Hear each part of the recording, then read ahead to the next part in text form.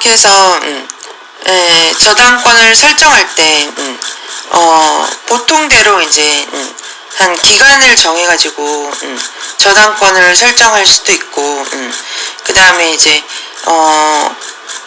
그 저당 채무자가 나이가 너무 많다. 그럼 처음에 이제 저당권을 설정할 때 저당권의 채무자가 죽게 되면 조건을 걸고서 죽게 되면 바로 자동적으로 저당권이 실행되게끔 그렇게도 계약이 될 수 있거든. 그래서 이 사안의 같은 경우 대법원 2023629 선고 2022-244-928 판결에 의하면 저당권 채무자가 본래 저당권을 설정할 때 나이가 아주 많았다였어. 그래가지고 이제 막상 죽을 날짜가 거의 눈에 보일 정도가 됐어. 그랬더니 그래서 이거는 뭐 가정된 판결이라 봐도 좋은데 막상 남게 될 가구들이 걱정이 되는 거야. 그래서 세상 물정 아는 사람들도 아무도 없고 해가지고 어떤 사실 장괴가 아니라 불법 행위를 하기로 마음을 먹었어. 그건 뭐냐면은 저당권 자기가 죽기 전에 이 집을 팔기로 했어. 누구한테 팔기로 했냐면 아내한테 팔기로 한 거야. 그러면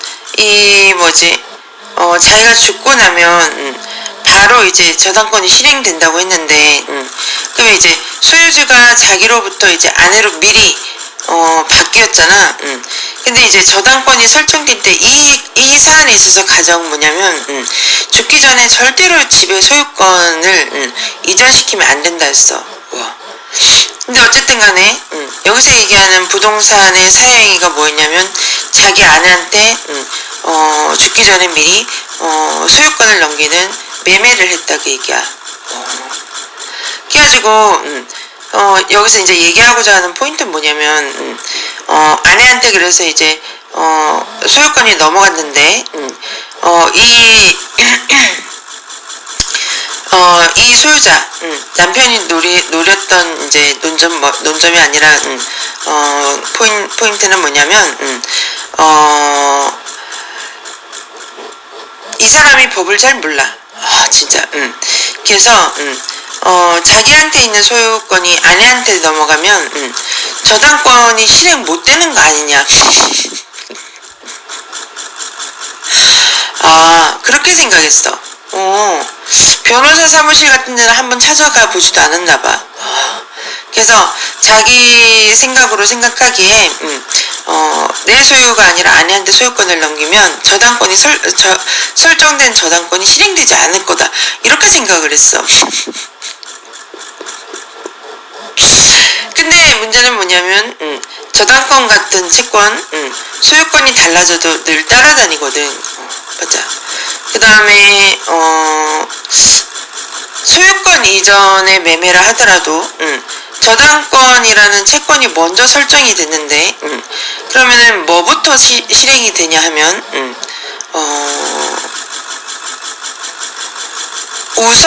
우선적으로 설립이 된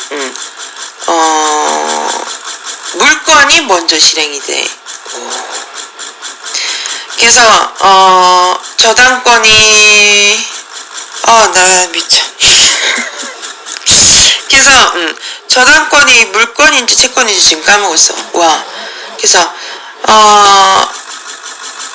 저당권, 그래서 신기로 이거 다 신기인데 저당권이 사실상 뭐냐면 저당권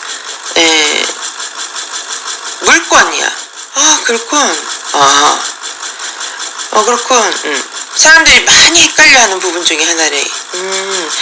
이건 포인트 중에 포인트야. 그래서 시험에 나올 만한 아주 좋은 그 케이스야. 헷갈리거든. 물건인지 채권인지. 그럼 아까 얘기한 것처럼 실행의 순서에 실행의 순서가 크게 이제 좌우되거든. 그래서 이제 저당권이 여기 케이스에도 매매가 일어난다. 이렇게 전제 조건으로 매매도 하면 안 된다고 했는데 매매가 되더라도 그 매매 이전에 저당권이 먼저 실행이 돼야 돼. 그럼 이제 쭉 보면 다시 한시사항에서 이제 괄호 2번 그래서 이제 저당권이 설정된 부동산에 관하여 사회행위가 이루어진 경우 가액 배상의 범위 슬래시 사회행위 이유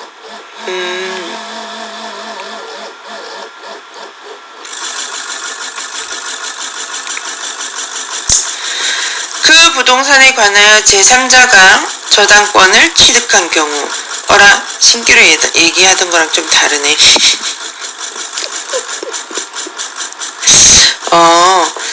매매가 아니라 이 본래 소유주가 아니야 진짜 소유주가 한 게 아니고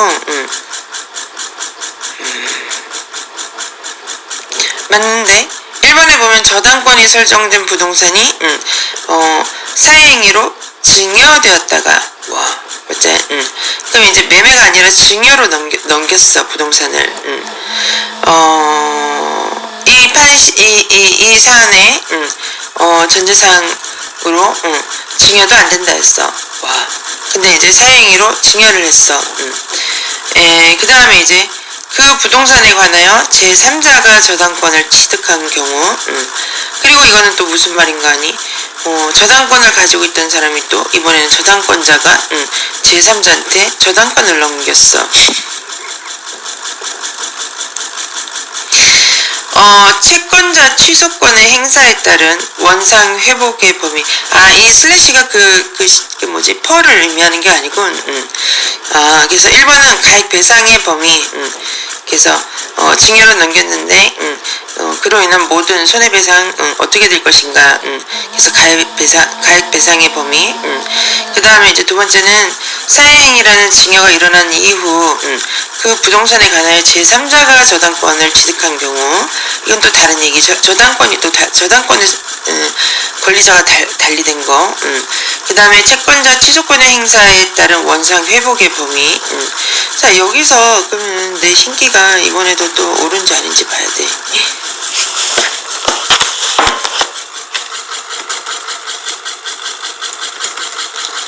지금 저 뒤에서 검사들이 이리 돌리고 저리 돌리고 진짜 자기네들이 원하는 식으로 나오게끔 아까부터 이리 돌리고 저리 돌리고 하거든.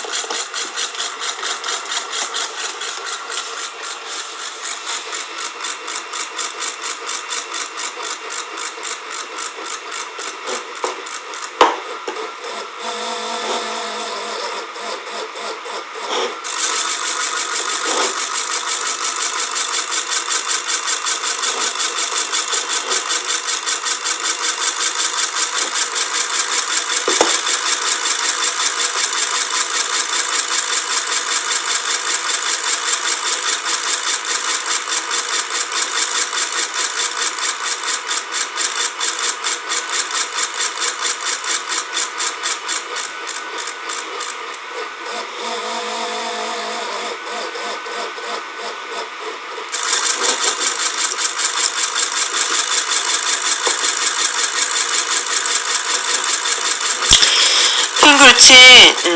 저당권은 채권이야.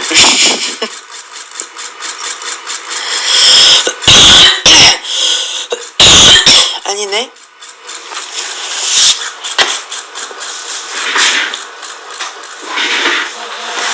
정도가 됐고, 우와.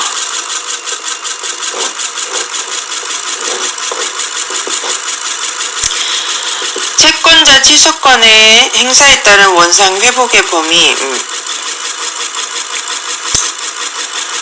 머리 아파. 여기에서 얘기하는 채권자 취소권은 아마 여기서 얘기하는 이 저당권을 취소하겠다는 얘기겠지?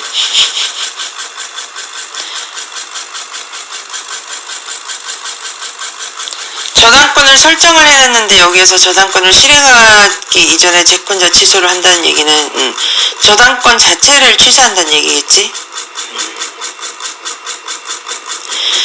그 다음에 이제 채무자의 부동산에 관하여 증여 등 사회행위로 수익자에게 소유권이 이전된 후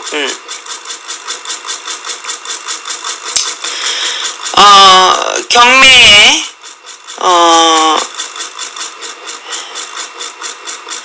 실행으로, 왜냐하면 증여로 물론 증여가 되었다 하지만 증여받은 자가 과연 에게 수익자라는 표현을 쓸 수 있는지도 좀 의문이고, 와 진짜 이게 뭐 가만히 있다가 증여받았으니까 수익자지.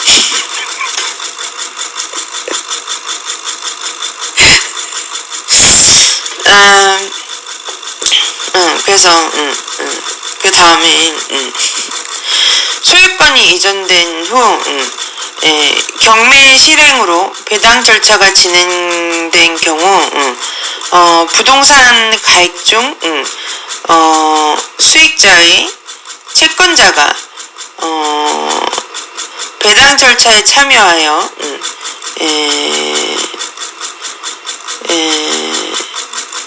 취득한 배당액 상당을 원상 회복의 범위에서 공제하여. 그럼 나 진짜 머리.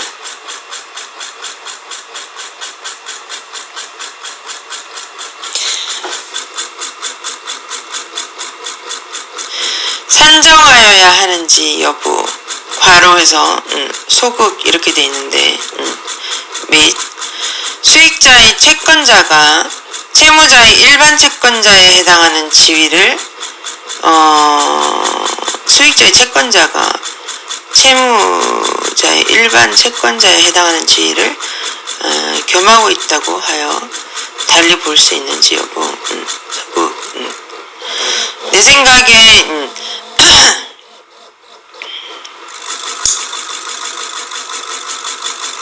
1번에서 얘기를 했군. 채권자 취소권의 행사에 따른 원상 회복의 방법.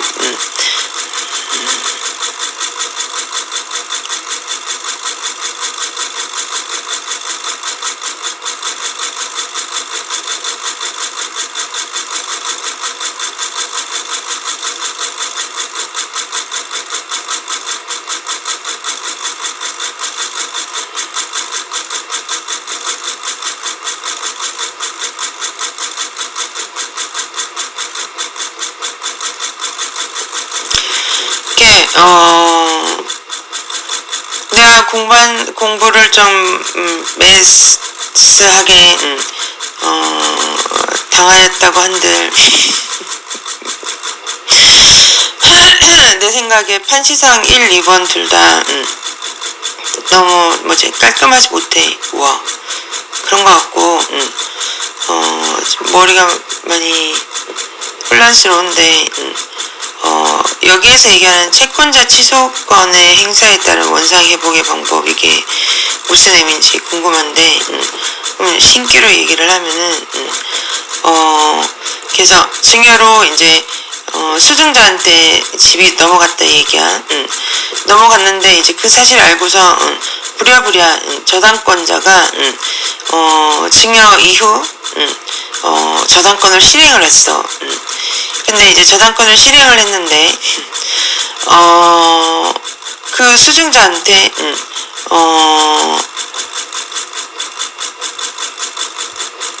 배당금이 떨어지는 거야. 이유가? 아, 진짜. 좀 이따가.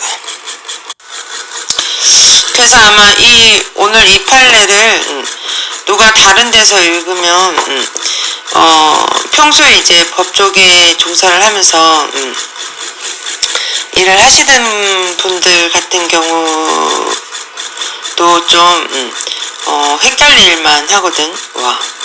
그래서 이제 한번 쭉 보자고. 판결료지. 저당권이 설정된 부동산이 사행위로 증여되었다가 그 저당권의 실행 등으로 말미암아 수증자인 수익자에게 돌아갈 배당금 청구권이 있음에도 배당금 지급 금지 가처분 등으로 인하여 현실적으로 지급되지 못한 경우 여기에서 이제 배당금 지급 금지 가처분이 왜 떨어졌겠어? 이유는 아까 얘기한 거와 마찬가지인 것 같아. 그래서 죽기 전에 저당권을 저당권이나 그 집을 증여나 매매를 하지 못하도록 한 전제 행위가 있었을 거야. 그 때문에 비록 이제 증여된 부동산을 이제 경매에 넘겼다 하더라도 그 배당금이 증여받은 사람한테 배당금 지급 금지 가처분이 됐다고 생각해.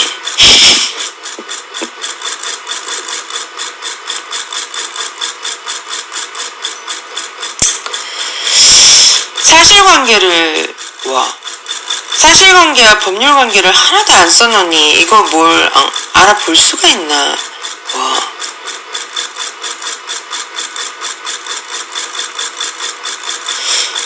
그 밑에 오늘도 멍청하게 저 위만 먼저 보지 말고 밑에 보자. 이유부터 한번 볼까? 그치, 이유부터 보자. 아니야, 저 위에부터 계속 봐. 그래서 그런 걸로 추측된다 그 얘기야. 와. 그래서 현실적으로 지급되지 못한 경우 다시 그럼 밑으로 내려가서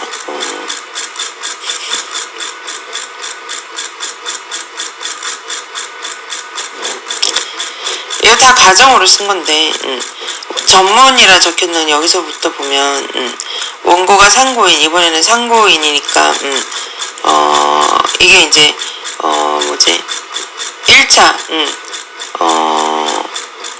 1차 원심인 걸로 보여. 어제 본 어떤 판례는 원고 해놓고서 피상고인 데 있었잖아. 그거는 이제 항소나 상고를 의미하는 것 같고 소송법을 안 봐서 잘 몰라. 그래서 이거는 이제 보증보험 주식회사에서 대리를 했는데 피고는 피상고인인 피고는 변호사가 대리를 하고 있어. 와. 그러면 자기 이름 본래 안 쓰는 건가? 신기로 대답하면 쓰는 거야. 진짜 써도 되고 안 써도 되고 아니라 쓰는 거야. 근데 이제 이렇게 대외적으로 공개하는 판례에 있어서 쓰지 말라 하면 대리인도 안 써도 돼. 그래서 이제 주문 원심 판결 중 원고 패소 부분을 파기하고 이 부분 사건을 서울중앙지법에 환송한다. 신기로 얘기하면 이 판례는 지금 1차야. 1차인데 지난번에 그 앞에 조금 본 거 보면 소송법 중에 심리가 아니라 잘 모르는데 안에서도 과정이 여러 개가 있어. 그래서 그 얘기를 하는 것 같아.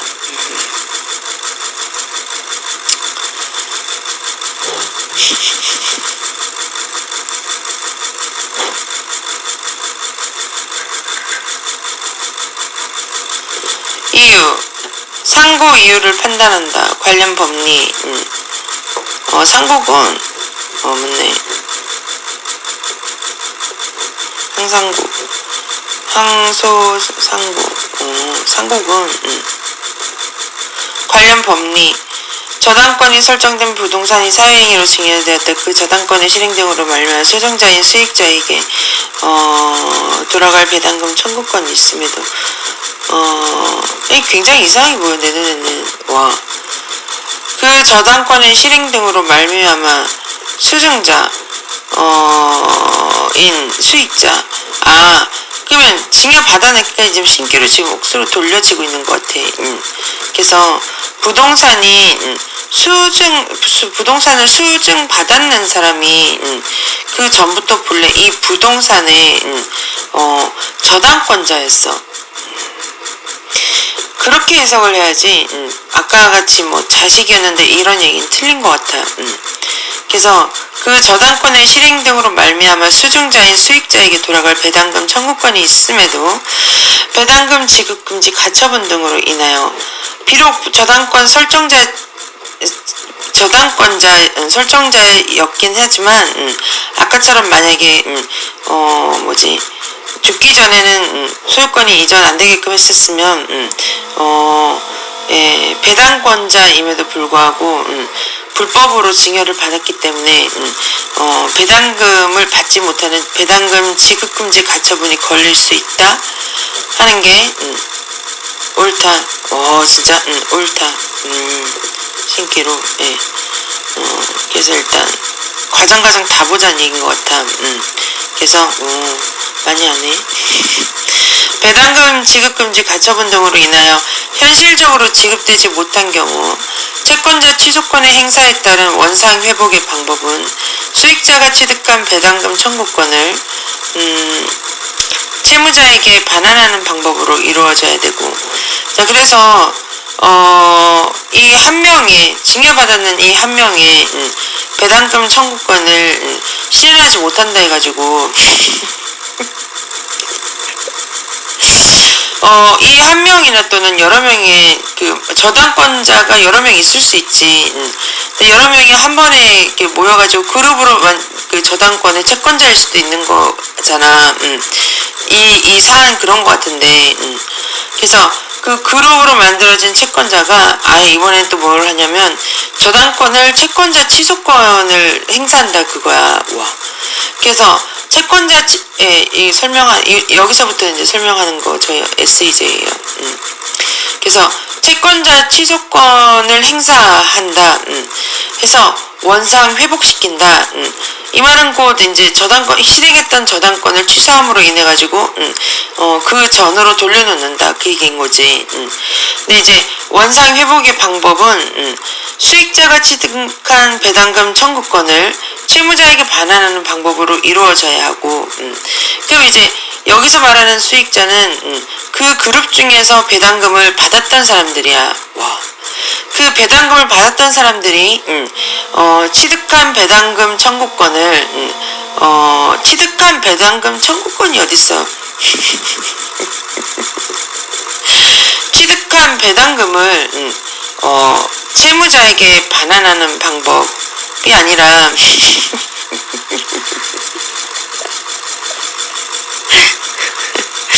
이 부분 잘못 적힌 것 같다.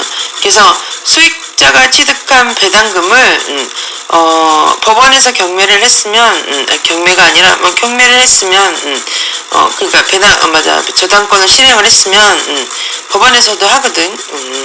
그래서 법원에다가 내가 봐서는 배당금을 반납하라고 얘기야. 와. 그래서 반납을 하면은 이 방법을 통해서 본래 채무자였던 이번에는 채무자가 증여자가 되나? 와. 아까도 처음 시작할 때 얘기했었어.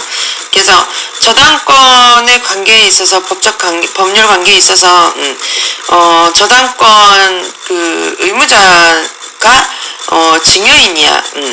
근데 이제 아까 처음 저 위에서 그 가정을 했을 때는 증여인이 수증자가 아니라 증여인이 죽었다 가정을 했는데 만약 살아있다 그러면 저당권에 여전히 이 저당권의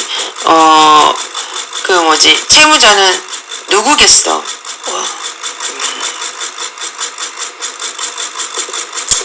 누구지? 그치? 그래서 부동산 재밌네. 재밌어 죽겠네. 이 정도까지는 나도 따라가거든. 와, 부동산에다가 저당권을 설정을 했어. 그러면 이 부동산이 증여가 됐는데 이 부동산이 증여됨으로 인하여 거기에 딸린 저당권 네 법률 관계가 어디를 따라가냐 그 얘기야. 와, 헷갈리면 이 부동산에다가 법률 관계를 저당권 설정자와 저당권 채무자가 채권자와 채무자가 설정을 했어. 그러면 이 부동산이 증여가 되었는데 이 저당권이 부동산을 따라가느냐 아니면 저당권이 설정자와 채무자 사이에서 그대로 있느냐 그 얘기인 거야. 와. 그러면 그 포인트는 뭐겠어? 뭐냐면 이 저당권이 물건이냐, 와, 부동산에 설립되는 물건이냐, 또는 이 저당권이 아까 얘기한 저당권 채권자와 채무자 사이에 설정되는 채권이냐 차이인 것 같아. 와, 진짜 채권인 것 같아 해서 내가 머뭇거리는 거는 물건에는 개념이 다시 떠오르는데 어떤 물건에 설립되는 권리가 물권이고 채권 관계는 하면서 내가 지금 정의가 떠오르질 않아. 와. 그래서 신기로 얘기하면 채권 관계도 물건이 개입이 되고 그 다음에 사람들과의 관계인 인적 관계도 중간에 껴있다. 근데 일반적으로 상식적으로 법률 관계 다룰 때도 물권 하면 거의 대부분이 물건에 중점적으로 실리는 권리관계가 물권이고 그게 아니고 물건보다 사람들 간의 법률관계에 실리는 의미가 큰 거가 채권이야. 와. 그래서 이걸로 논점 많이 다투는 거 정도는 기억이 난다 하는 SEJ 그렇죠? 네, 예. 그래서 책을 보다 보면 이 부분에 있어서 이제 진짜 논의하는 논점 부분인데 그래서 처음 시작할 때도 이 설명을 하다 저당권이 과연 물권인지 아니면 채권인지 그 단순한 건도 신기로 뽑아보려고 하니까 안 뽑혔어요. 진짜 그 인터넷으로 찾아보니까 뚜렷하게 나오지가 않아요. 그러면 그 같은 경우에 지금 이제 그 프로들이 조언을 하는 바에 하면 처음 이제 저당권을 설정할 때 물권적 저당권인지 채권적 저당권인지를 미리 조건으로서 설정을 한다 그 얘기예요. 와. 그럼 말씀하시는 것 중에 채권적 저당권이라 하면 아까 설명된 것처럼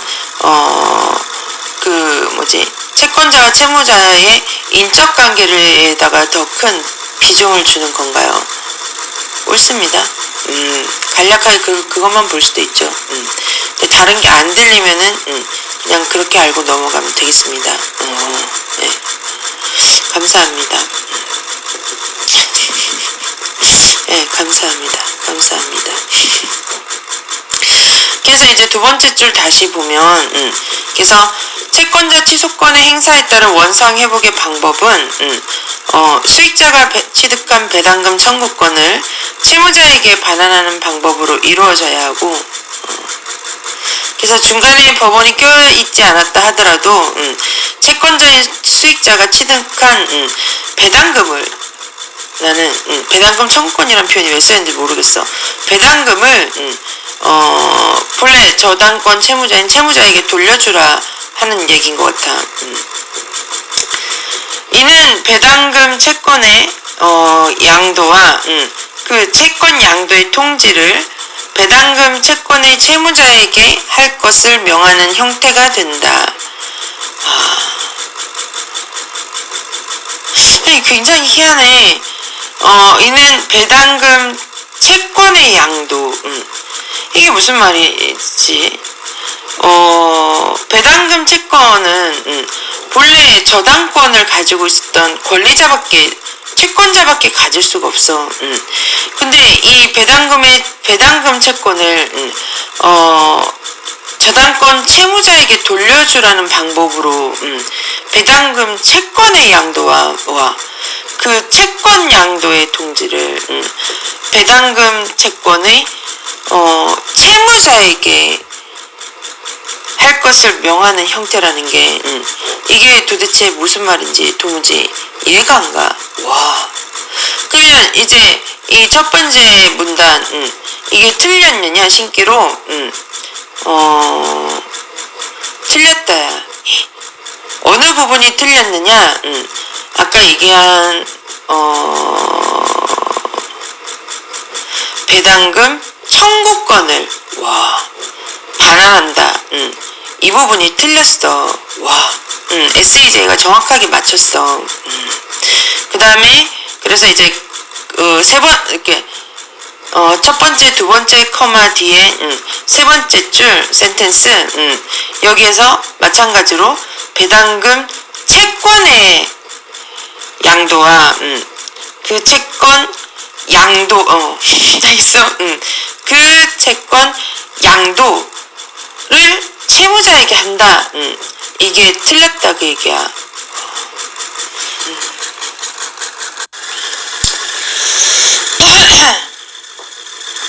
그래서 이유에서 관련 법리 두 번째 문단을 보면 그래서 채권자 취소권의 행사에 따른 가액 배상은 사회행위 당시 채무자의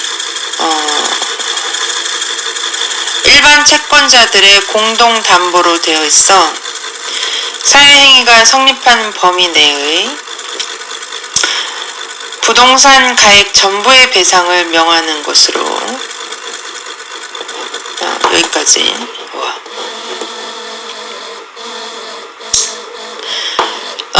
그래서 윗 문단에서 채권자 취소권이라 함은 실현한 저당권 행사를 취소한다 그 얘기야.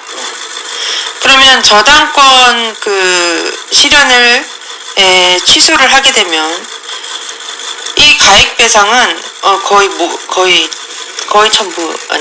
처음 보는 거 정도 되는데 이 가액 배상은 신기로 얘기를 하면 저당권을 실행을 해서 집을 팔아서 그걸로 이제 저당권의 실현을 완결시켰던 만족시켰던 그 가액을 다시 돌려준다 그 얘기야.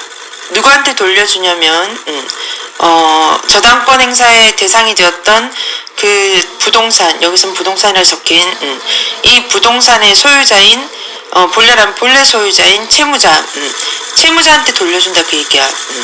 그럼 바로 그 다음에 사회행위 당시 채무자의 일반 채권자들 가액 배상은 사회행위 당시 채무자의 일반 채권자들의 공동담보로 되어 있어. 사회행위가 여기서 무엇인지 나왔는데 뭐냐면 증여를 했어. 그래서 사회행위 당시 채무자의 일반 채권자들의 공동담보로 되어 있어. 사회행위가 성립하는 범위 내의 부동산 가액 전부의 배상을 명하는 것으로 여기까지는 쉽지. 저당권이 설정된 부동산에 관하여 사회행위가 이루어진 경우 부동산의 가액에서 그 저당권의 피담보 채권액을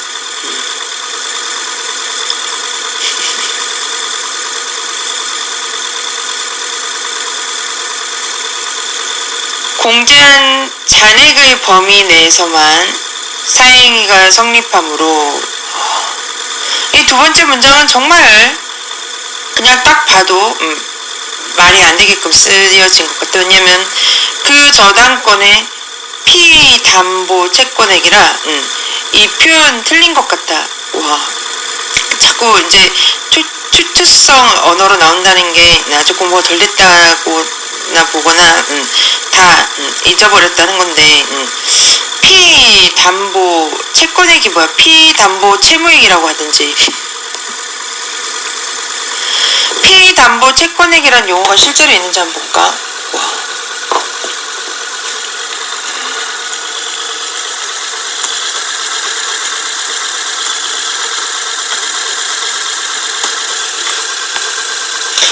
있네.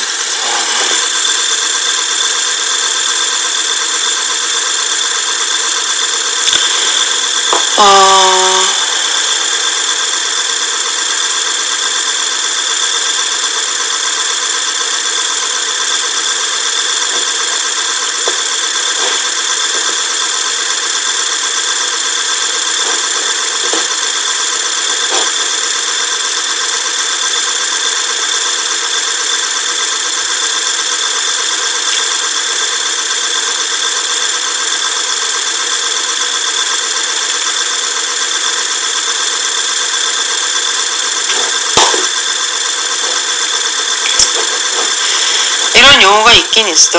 와. 근데 나 SAJ 판단으로는 피담보 채무액이라 써야지, 채권액이라 쓰면은 주체가 앞뒤 다른 게 돼서 모순적 언어야. 그러면 신규로 얘기하면 사실이야. 진짜 굉장히 틀린 언어야. 와. 제대로 쓰려면 피담보 채무액이라 써야 돼. 이야. 그래서 저당권이 설정된 부동산에 관하여 사행위가 이루어진 경우 부동산의 가액에서 그 저당권의 피담보 채무액을 공제한 잔액의 범위 내에서만 사행위가 성립하므로, 이것도야. 공동, 저기 위에 바로 위에 잘했어. 신기인데 첫 번째 문단에서 분명히 채권자들이 여러 명 있을 것이다 했어. 두 번째 문단에서 보니까 첫 번째 문장에서 일반 채권자들의 공동 담보라 해서 채권자들이 여러 명 있다는 게 증명이 됐어. 표현이 됐어. 그래서 두 번째 문장을 보면 그 저당권의 피담보 채권액, 피담보 채무액을 공제한. 그럼 이게 무슨 말이냐면 그 저당권의 피담보 채무액이라는 게 위에 있는 일반 채권자들의 공동 저당권을 실행하는 그 총액을 얘기해. 그치? 그래서 그 총액을 공제한다는 건 뺀다는 얘긴데, 빼고 나면 부동산의 가액에서 총 저당권 실현의 총액을 빼고 나머지 잔액의 범위 내에서만 사행위가 성립한다. 완전 틀린 얘기. 그치? 완전히 팔 때 틀린 얘기야. 왜냐면 첫 번째 문단에서 저당권이 설정된 부동산이 사행위로 증여된다. 좋아. 그러면은 내가 뭘 모르는 여전히 이제 민법 책 다 러플리 여러 번 봤다는 게 증명이 되는 것 중에 하나 또 과연 사행위란 무엇인가야? 우와. 내가 봐서는 논점이 그래서 첫 번째 저당권 설정된 부동산이 그 누구들이 도왔을 수 있어. 고맙고 저당권이 설정된 부동산이 사행위로 증여된다 표현이 첫 번째는 계약상 뭐 약속을 했으면 더더구나 더 또는 두 번째는 어쩌면 어떤 학자들은 계약의 조건으로 들어가지 않았어도 와 진짜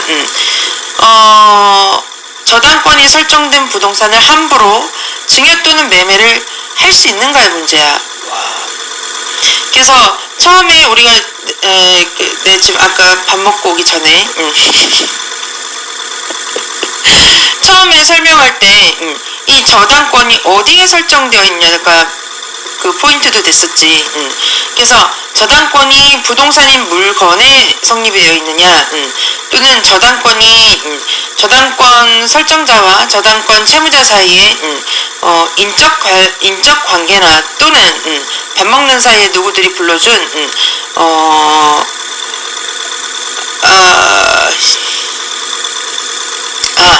권리관계, 또는 그 더 넓게 보면은 설정자와 채무자 사이에 넓은 의미의 모든 법률 관계에도 저당권이 성립될 수 있다가 더 연구한 주로 학자들이 더 많은 미국이나 저 선진국에서 얘기하는 거야. 와, 그렇게 이제 범위가 넓어지는데, 와. 또 이제 그렇게 얘기한 것처럼 저당권이라는 채권이 설립되어 있는 이 부동산을 함부로 판다 자체가 사행위가 될 수가 있어. 그게 첫 번째고. 와. 그러면 이제 모든 법률 관계까지 저당권이 설정된다로 해석이 되는 의미까지 가게 되면 함부로 판다는 그냥 계약의 조건이 있건 없건 간에 함부로 부동산을 판다 자체, 그 자체 행위 자체는 그냥 그로써 사회행위가 된다가 아까 얘기한 연구를 더 깊게 하고 넓히 간 미국이나 유럽의 주로 미국 쪽에 다수 아닌 다수견해인 한 17%에서 27% 정도 돼. 와. 누구들이 불러도 주고 진짜 챙기고 뭐. 와. 그 다음에 이제 두 번째, 우리가 상식상으로 이제 사행이라고 이제 불러질 때는, 그 부동산을 팔았는데, 그 부동산이 팔림에 인해가지고, 저당권을 실행해야 되는, 저당권의,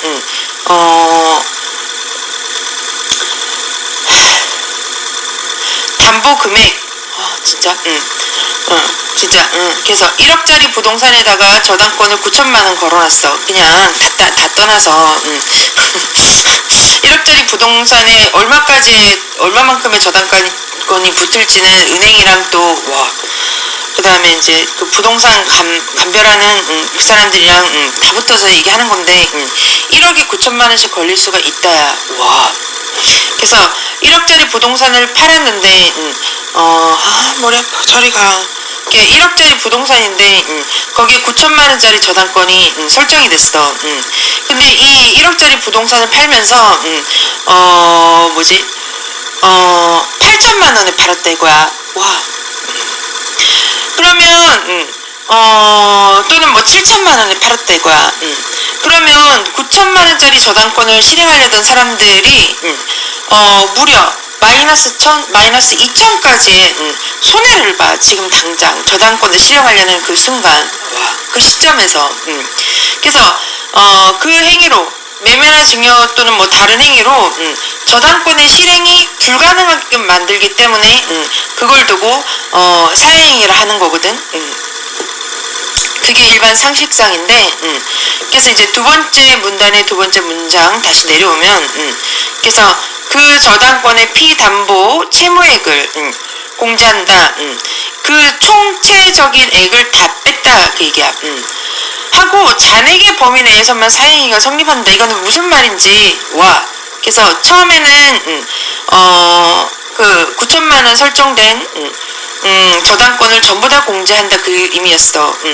그럼 나머지 1억에서 9천만원 뺀 1천만원 그거는 본래 부동산의 소유자의 정당한 금액이야. 소유 금액. 그러면 잔액의 범위 내라고 불려지는 이 1천만원이 본래 부동산의 소유자나 또는 저당권자에게 그 어느 누구에게도 사행위가 될 수가 없다야. 그게 일반적 기초적 상식선의 사행이야. 근데 이제 아까 저당권의 의미에 대해서 방금 다시 짚어본 것 중에 하나, 모든 법률 관계로 들어간다. 그 범위를 그 정도 확장을 시켜버리면 모든 총체액인 그 저당권의 피담보 채무액을 공제하고 나머지 잔액의 범위 내에서 그러면은 그거는 이 저당권이 설정된 저당권자와의 저당권자 부동산 소유주 간의 관계에서는 사행이라 볼 수 없다지 아닌가? 일반 상식상 아무리 법률 관계가 저 멀리까지 넓게 펼쳐진다 하더라도 그래서 이 사례는 철저히 저당권자 그 다음에 저당권 채무자 간의 사회 그 법률 관계를 설명하고 있기 때문에 여기서 얘기한 공제한 잔액의 범위 내에서만 사행위가 성립한다 이 말은 말 자체로서 말도 안 되는 사실상 이 잔액의 범위 내에서만 사행위가 성립한다 이 부분 그 자체로서 완전히 틀린 표현이다 싶어. 네. 그래서 신기로 결론을 내보면 옳다. 와. 잠시 쉬었다.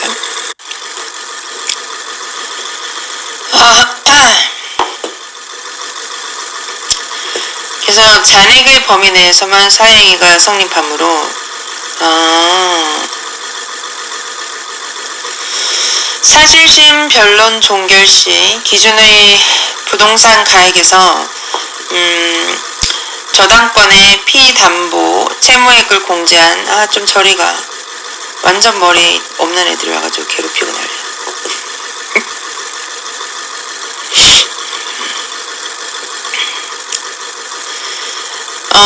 사실심 변론 종결 시 기준의 부동산 가액에서 저당권의 비담보 채무액을 공제한 잔액의 한도에서 사행위를 취소하고 그 가액의 배상을 구할 수 있다.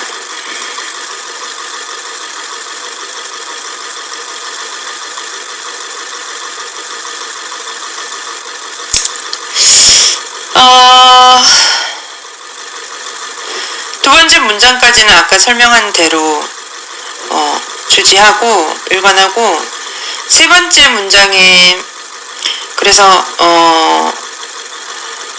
두 번째 문장까지 해서 사행위가 성립한다는 그 공제한 잔액의 한도에서 사행위를 취소한다 얘기는 여기서 증여가 되었는데 비록 증여가 되었지만 여기서는 그래서 이제 뭘로 보는 게 옳다 싶으면 부동산의 물건에다가 물건이 아니라 물건에 실리는 채권 관계로 설명하는 게 옳겠어. 와. 그래서 부동산에 증여된 부동산을 어찌됐던 지금 저당권 실현을 했다 그 얘기야. 그렇게 해가지고 저당권 실현의 결과 피담보 채무를 전부 다 채웠어. 두 번째 문장에서는 그래서 피담보 채무를 다 채우고 난 다음에 공제를 해봤더니 돈이 또 남더라 그 얘기야. 잔액의 범위. 그래서 이 잔액의 범위 내에서 사회행위가 성립한다 하는 거는 어찌 보면은 이 저당권과의 관계가 아닌 아까 얘기한 것처럼 만약에 이 부동산에 저당권 아닌 또 뭐가 있을까? 이 저당권이 성립된 순서 후순위로 예를 들면은 뭐 얼마 되지도 않겠지만은 만약에 그 전세권이 성립이 됐어. 우와. 그래서 전세권이 웬만해서는 뭐 전세권 그 보증금이 웬만해서는 뭐 5억짜리면 1억, 2억 막 3억, 4억씩 이렇게 넘어가는데 예를 들어서 아까 설명한 대로 이 부동산이 1억짜리인데 저당권이 아까는 9천만 원이 걸려 있었다 그랬어. 근데 그러면 1,000만 원이 남잖아. 그러면은 이 부동산이 1억짜리인데 처음에 전세를 주면서 저당권이 9천만 원짜리가 앞에 선순위로 이렇게 성립이 되었는데 1,000만 원 이상의 전세 보증금을 되돌려주는 조건으로서 1,000만 원 이상의 전세금을 받을 수요는 없었을 거야. 와.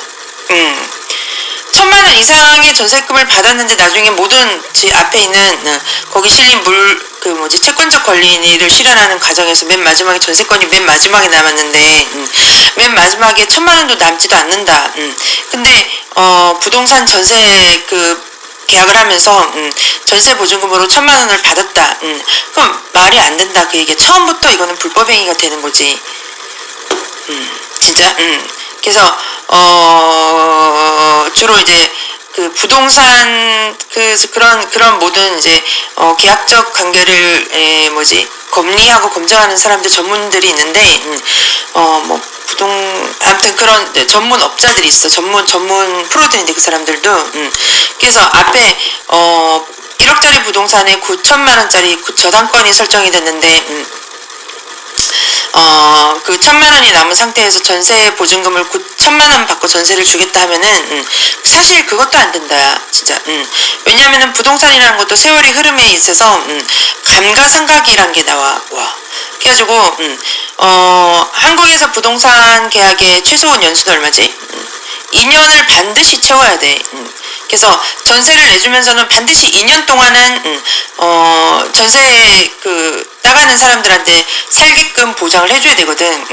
근데 1,000만 원의 한도 내에서는 어떤 부동산에 따라서는 한 2년 안에 1,000만 원이 한 700만 원으로 뚝 떨어질 수가 있어. 그 부동산 가격이 감가상각이 되어서 그래가지고 부동산 가격이 1,000만 원에서 700만 원으로 뚝 떨어지는 경우가 있을 수 있기 때문에 1,000만 원 내에서도 전세 보증금으로 받는다 하면은 그게 이미 불법 행위가 성립한다고 판단 내릴 수 있다 이 얘기야. 와.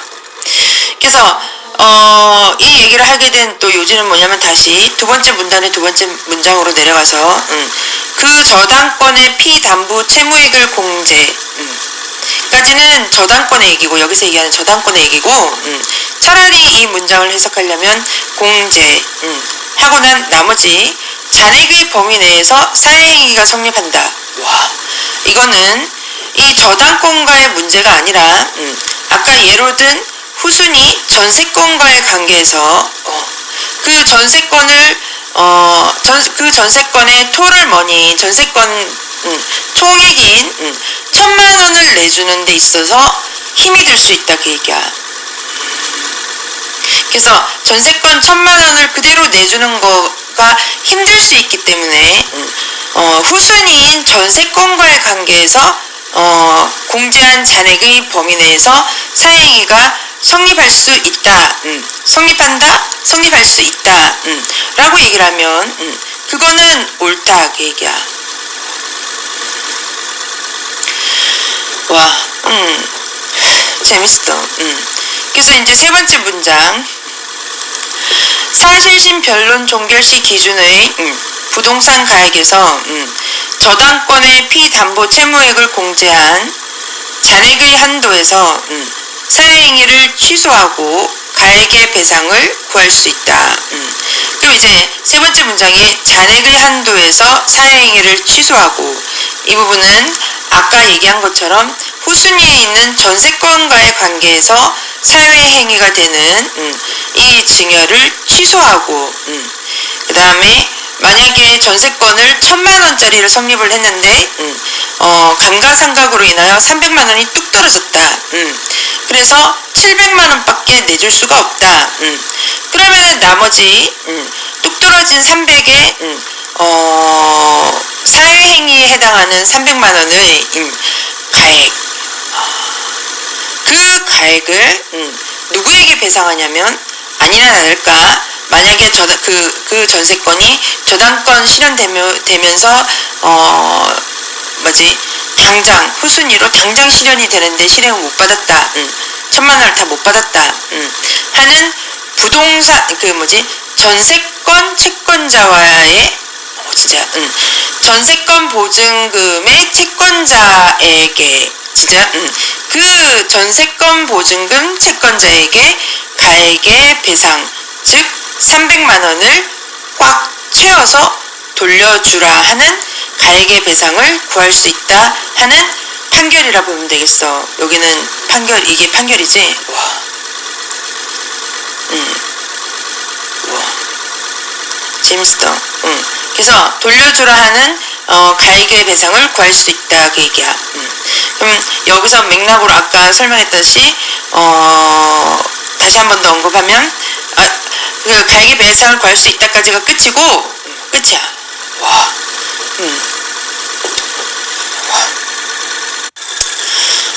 이 녹음 전부 다 즉석에서 하는 거고 그래서 세 번째 문단 따라서 사회행위 이후 그 부동산에 관하여 제3자가 저당권을 취득한 경우에는, 이 사회행위는 증여라고 했어. 증여 이후에 그 부동산에 관하여 제3자라 할 때는 아마도 또 다른 제3자인 거야. 와. 그래서 그 이전에 있던 일반 채권자들인 공동인들 외에 또 다른 제3자가 어떤 저당권을 취득했는지에 대하여 안 썼어.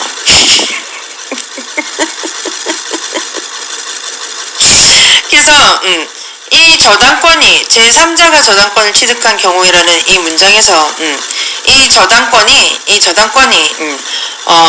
본래 설정된 저당권을 단순히 이양을 받았거나 또는 후순위로 제3자가 새로운 제3자가 아까 얘기한 전세권까지 집어넣자. 그러면 저당권이 1순위고 전세권이 2순위다. 그러면 3순위로 또 이번에는 새로운 제3자가 와서 또 새로운 3순위 저당권을 설정했을 수 있다 그 얘기야.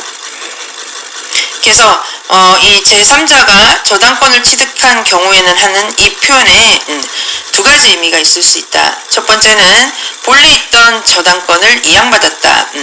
두 번째는 완전 제3자가 와서 완전히 또 다른 제3순위의 저당권을 또 설정을 했다. 그렇게 볼 수가 있다 그 얘기야. 두 가지 경우. 그래서 두 번째 문장 보면 그 피담보 채무액은 사회행위 당시 일반 채권자들의 공동담보였던 부분에 속함으로 좋아 여기까지. 그래서 앞에서 얘기한 제3자가 저당권을 취득한 경우에는 하고 커마를 없애야 돼 본래라면. 왜냐면 내용이 같이 이어지니까 똑같이. 와. 그래서 같은 맥락이 있기 때문에 경우에는 다음에 오는 커마를 없애야 돼. 그래서 제3자가 저당권을 취득한 경우에는 그 피담보 채무액은 사회행위 당시 일반 채권자들, 두 번째 문단에서 왔던 공동 일반 채권자들의 공동 담보였던 부분. 그래서 1순위로 설정되었던 저당권 중에 그 중에 부분인 담보를 또 다른 제3자가 와서 이양받았다 그 얘기야. 아까 얘기한 두 가지 경우가 있는데 그 중에 첫 번째 케이스에 해당한다 그 얘기야. 그래서 공동담보였던 부분에 속함으로 그 다음 여기에서 차라리 코마를 쳐. 그 다음 채권자 취소권의 행사에 따른 원상 회복의 범위에서 이를 공제할 수 없고 와 진짜 죽여줘. 와 진짜 이 판결 이 판례 정말 끝내줘. 그래서 채권자 취소권의 행사 위에서 뭐라고 했냐면 두 번째 문단에서 두 번째 문장에서 그 저당권의 피담보 채무액을 공제 하고 잔액이 남았다는 얘기는 피담보 채무액 전부를 토럴리 만족시킬 수 있었다 그 얘기야.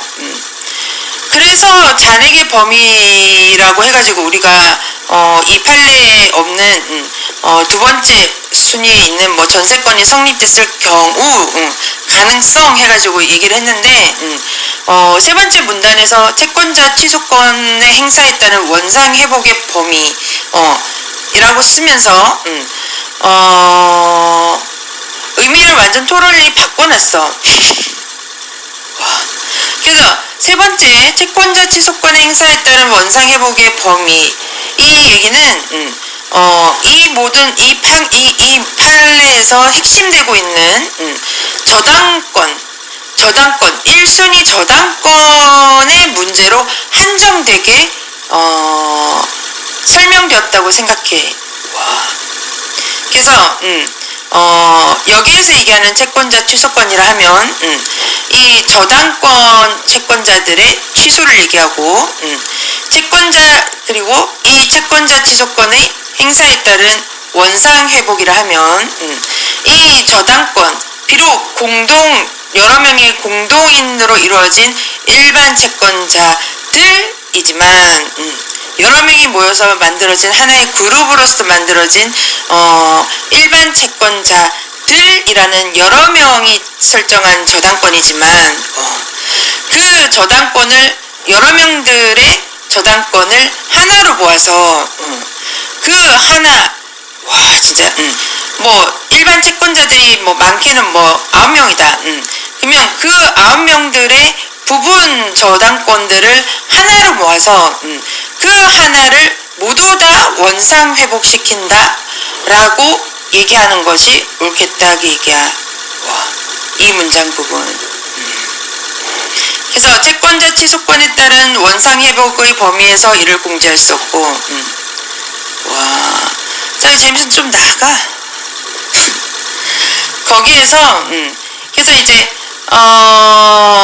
이 세 번째 문단은 뭐 때문에 나왔는지 모르겠지만 채권자 취소권 앞에는 새로 제3자가 저당권을 취득하는 경우 두 번째는 채권자 취소권의 행사에 따른 원상 회복의 범위 이를 공제할 수 없고 이것도 사실 근데 내가 그래서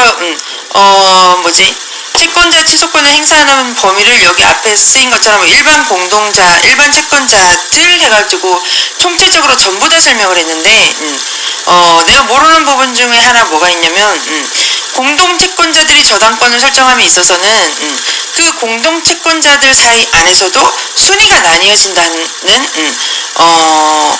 학설이 있어. 학설.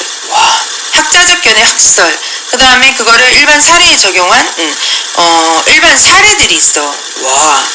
그래서 그 학설과 사례는 전 세계적으로 이미 쓰이고 있는 바야. 그래서 이 부분은 신기로 얘기했는데 전 세계적으로 쓰이고 있다 그 얘기야.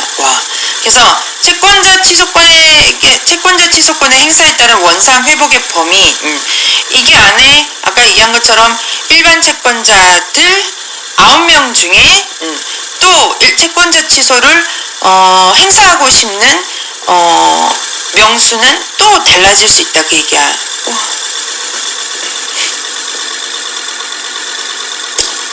그래서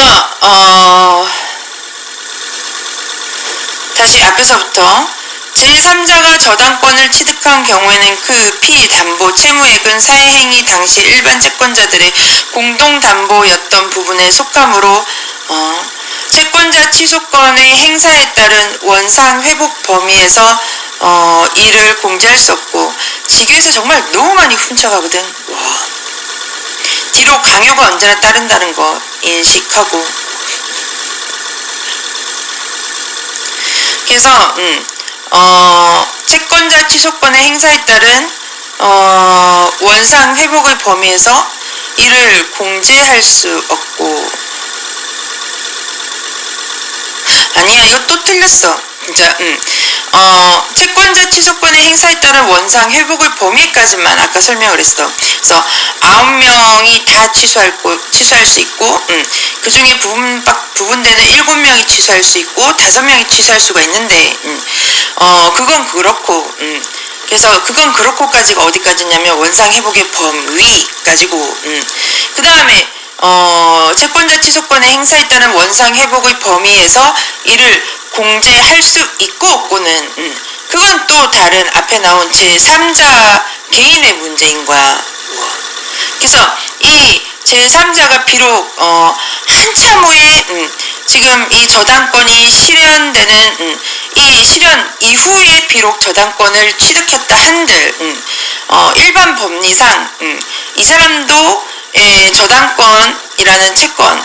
저당권이라는 채권을 행사함에 있어서 채권자 취소권을 행사하게 되면 즉 채권을 취소하게 되면 이 앞에 나온 세 번째 문단의 맨 앞에 나온 이 제3자도 채권자 취소를 행사할 수 있고 당연히 권리의 일반 원칙상 채권자 취소권을 행사할 수 있고 그러면 이 제3자의 채권자의 취소권 행사에 따라서 얼마든지 제3자가 가지고 있는 이 저당권의 자기 분량, 보통 흔히 표현하는 N 분량을 원상 회복의 범위 안에 넣을 수 있다 그 얘기야.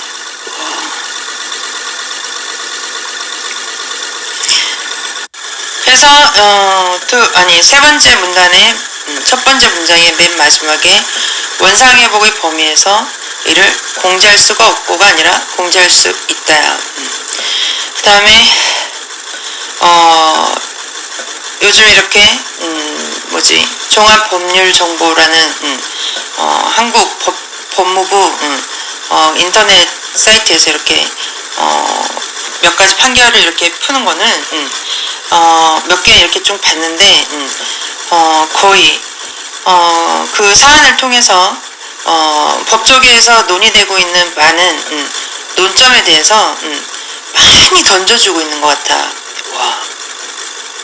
특히 이 사례 같은 경우에는 재밌는 게 아주 많았다는 걸 벌써 알 수가 있고, 그래서 법 공부를 한 사람들도 안 한 사람들도 법 공부한 사람들이 이렇게 보험에 있어서 여러 가지 재밌는 논점들이 많이 있는 것 같아. 네, 감사합니다. 열심히 잘 봐야 돼.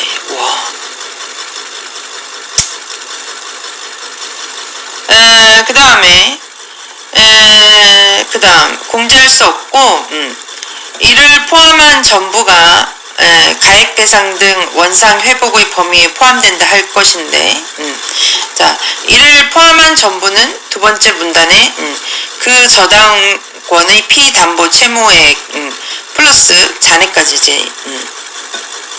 그래서 이를 포함한 전부가 가액배상 등 원상 회복의 범위에 포함된다. 그래서 증여받은 그 부동산을 저당권 실현을 했는데 그로 인해서 이제 그 저당권이라는 채권을 통해서 피담보 채무액을 보상받았어. 근데 그 보상받은 액수와 그 다음에 잔액으로 그 남은 범위까지 전부 다 채권자 취소권을 통하여서 채권자 취소권을 통하여서는 보상받은 그 가액 가지고 나머지 잔액 당연히 본래라면은 부동산 그 수중자한테 가야 되는 게 옳지. 그래서 채권자 취소권을 통해서 가액 배상 받은 부분을 원상 회복의 범위에 포함한다는 뜻이고, 세 번째 문장, 이는 채무자의 부동산에 관하여 증여 등 사행위로 수익자에게 그 소유권이 이전된 후 그래서 본래 채무자였던 저당권의 채무자였던 소유권자가 부동산을 증여를 했어. 증여를 한다 이 자체가 지금 이 사안에서는 사행위야. 근데 증여등의 사행위로 수익자, 여기서 말하는 이 수익자는 또 과연 누구냐 그 얘기야. 이 녹음하기 바로 직전에 이 사안 읽으면서 맨 처음에 논의를 했는데 그래서 증여라는 이 사행위를 통해서 이득받았다는 이 수익자는 도대체 과연 누구인가.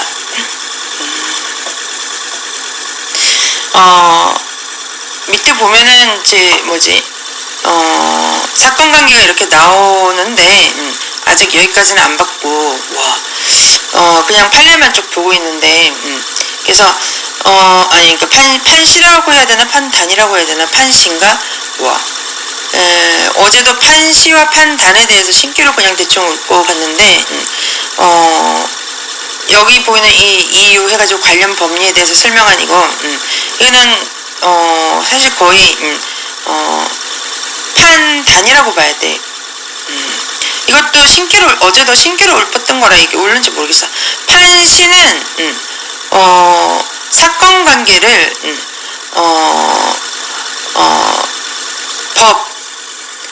프로들의 전문 법조계 인력을 통해서 법리를 가미해서 보여주다가 판시고 보여줄 시자 판시고 다만 이제 법률적 이제 지식이 들어간다. 그 다음에 그 지식에 근거하거나 또는 그 전에 자신의 주관적 입장도 들어간다 해서 판시고 보여줄 시자. 판단이라 하면 그 판시를 통해서 보여주고 또 이제 주의 여러 가지 의견이나 상황을 참조하여 참작하여 마지막으로 판단한다 그래. 그래서 결론을 이렇게 저게 이제 판단한다 그렇게 되고 그 다음에 마지막에 이제 그 모든 이제 총체적인 내용을 다 섭렵한 다음에 체계적으로 이렇게 조리 있게 쓴 다음에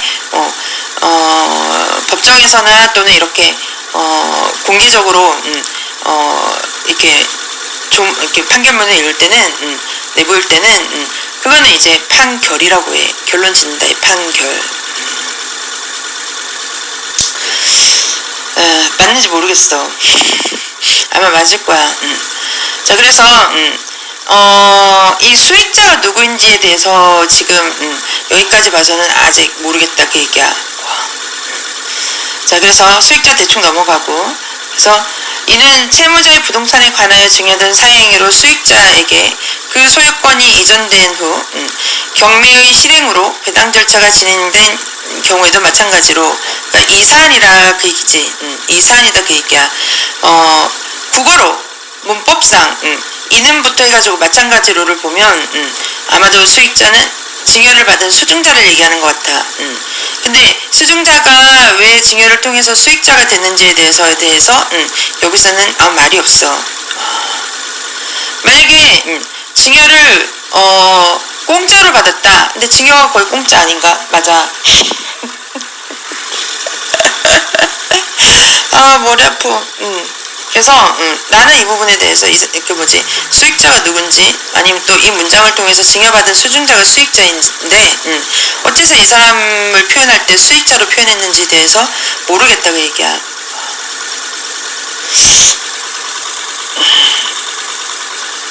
자, 그 다음에 그래서 이런 애매모호하게 수익자로 표현한 이 부분도 사실상 의도에 따라서는 이게 암시적인 암호일 수도 있어.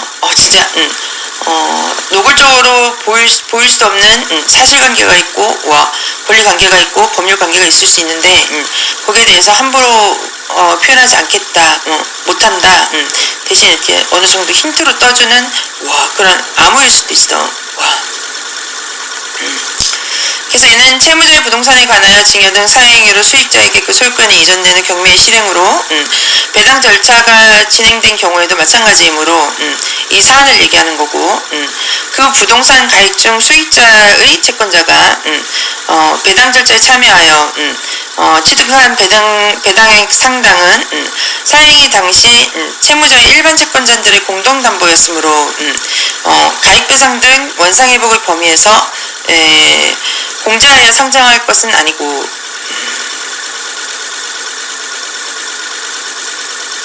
자, 그 부동산 가액 중 수익자의 채권자가 배당 절차에 참여하여 취득한 배상액, 아까 얘기했어. 문맥상 이 수익자는 누구냐면 증여자야. 수증자. 그래서 수증자한테 또 채권자가 있는 거야.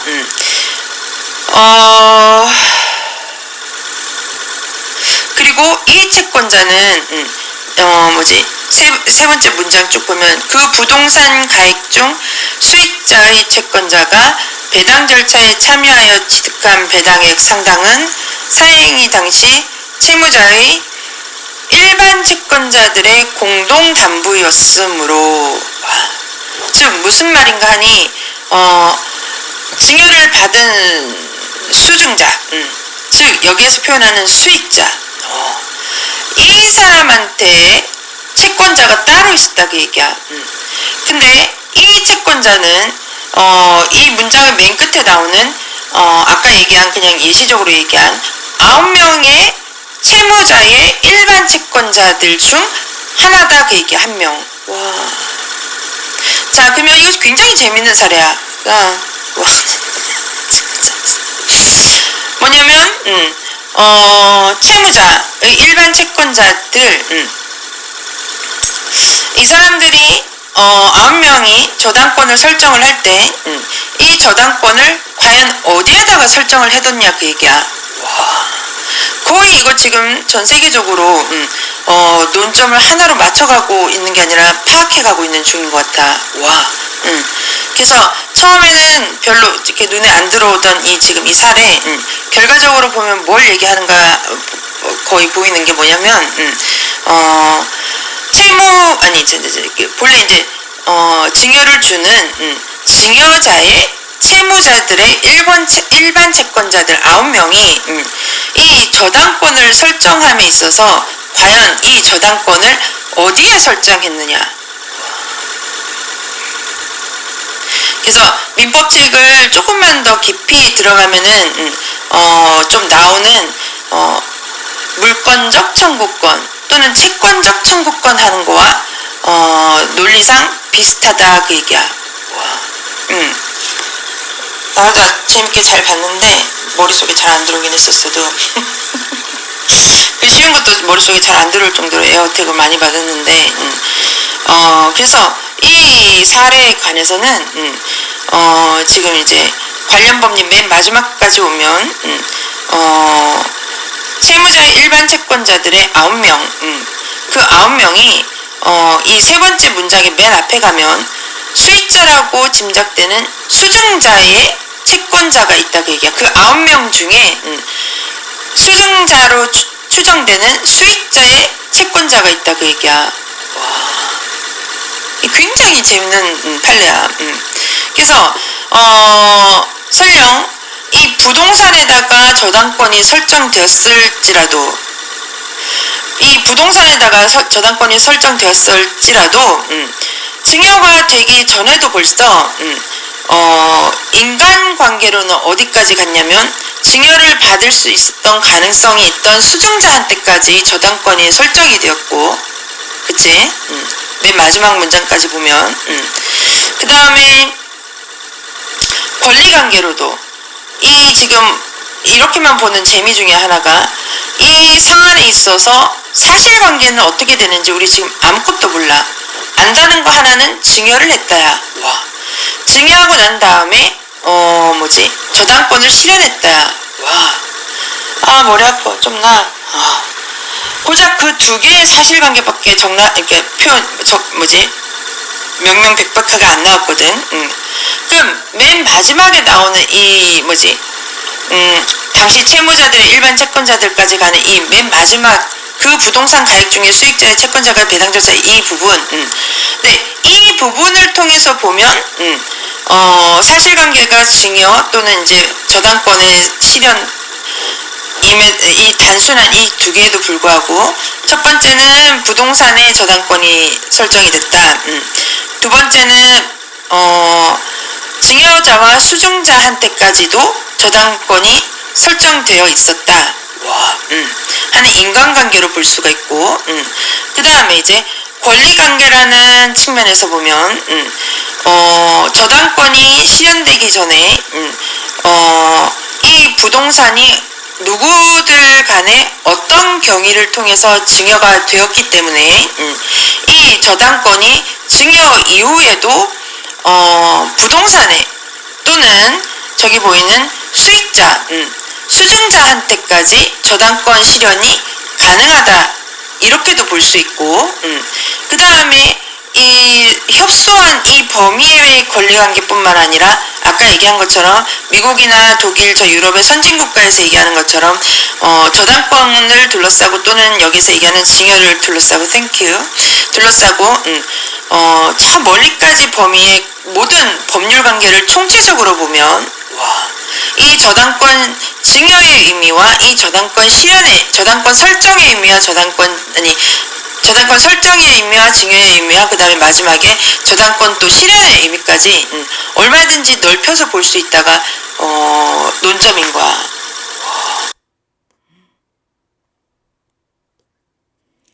그 마지막 부분, 이 부분에 대해서 사실상 안티 많거든. 와.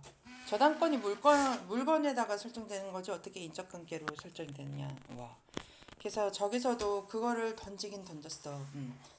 던졌는데 사실상 미국도 그렇고 뭐 유럽 얘기한데도 틀렸다 그거. 아 진짜 저당권이 물건에 승진되는 거지. 어떻게 인적관계 따라다니는 게 아니다. 와. 그게 되게 다있어. 이게 17%밖에 안 났다는 거. 그게 사실이야. 그 쓰지 마.